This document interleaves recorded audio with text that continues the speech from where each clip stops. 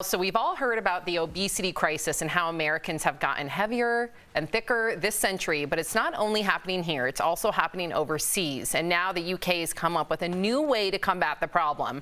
They're set to announce a ban on junk food advertising, both online and on TV, before 9 p.m. The ban will include any products deemed to be high in fat, salt, and sugar. So you're not going to see a juicy burger and fries or even ice cream ads. But do you think banning junk food ads will really change the way people actually eat? In fact, during the break, we were asking Dr. Coley to please stick around because you're going to have more insight on this than any of us. Do you think this will actually help curb obesity? So, on one hand, I'm torn because I love pizza and it was such a big part of my childhood growing up eating those types of foods. But on the other hand, the incidence of childhood obesity here in the United States, 19%, you guys, wow. Which means 1 out of 5 of our children are obese. And I think early intervention is key. So think about it like a train heading towards a destination. You change the trajectory just slightly today, it's going to end up in a whole different place in 20 or 30 years. And so I do think this is an effective way because in a way it's a subliminal message that children get.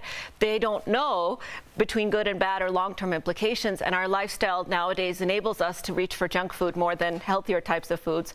So I think this would help. It certainly wouldn't hurt, in my opinion.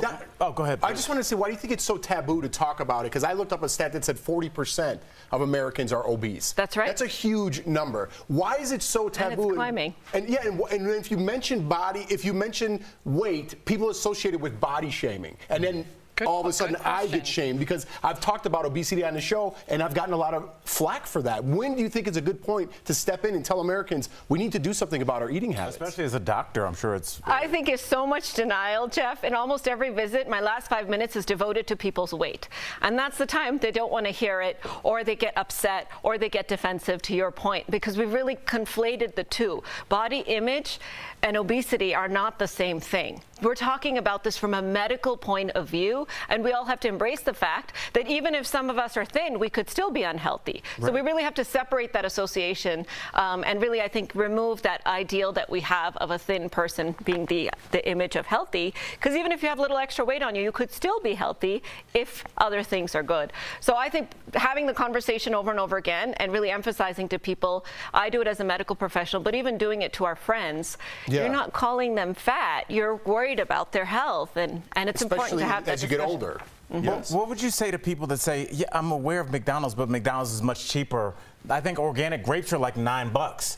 Yeah, so sometimes you can get a $5 footlong or a $5 ready pizza. Right. When I was a broke comic, that's what I ate, and it showed on my body. So I think economics is a part of this that we're not talking about. It's a huge part, and until we fix that, we cannot solve the problem. And if you look at obesity by socioeconomic status, or looking at it even by race, there's obviously a much higher incidence, several-fold higher, in people who are disadvantaged economically or those who are certain races. So I think the system has to do stuff, we have to do some stuff, and then people themselves have to make up their mind. But I think the commercials are just one way in which we can change the messaging, the education, and start to have that discussion in a different way. So I would say let's swap out the McDonald's commercials for other commercials educating people about obesity and its risks. All right. I love it. Or tequila commercials. I'm glad we asked you to stick around. Low-fat tequila. Right. Justin Timberlake gives his take on the